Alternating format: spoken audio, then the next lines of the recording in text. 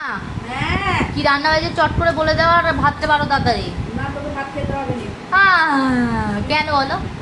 শুয়ে পড়ে যা শুয়ে পড়বে? আমি তো ওপরে গেছিলাম ঠাকুরকে খেতে দিতে।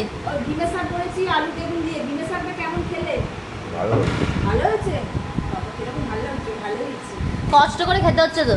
আর ওটা জল খাচ্ছো না কি খাচ্ছো একটু দেখো কিন্তু ডালের জল তো ডিমের শাক আলু বেগুন দিয়ে তরকারি করেছি এটা ডালনা করেছি হ্যাঁ আর এটা হচ্ছে টকের ডাল করেছি আম দিয়ে মুসুর ডাল আজকেও আর এটা সরলকুটি আর এটা পাবদা দুটো মাছ মিশিয়ে ঝাল করেছি আর এখানে মাংস করেছি ও আবার আজকে মাংস? এটা শুধু গলা কালকের ওই যে এনেছিলাম হ্যাঁ এই শুধু গলা আছে এটা দেখ শুধু গলা এই দেখো বন্ধুরা শুধু গলা সেটাই তো দেখছি।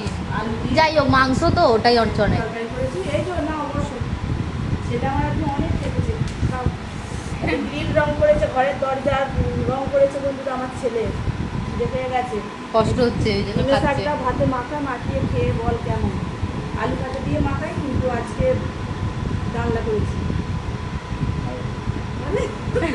গালে যে থাকা বলছে ভালো হয়েছে। কেমন লাগছে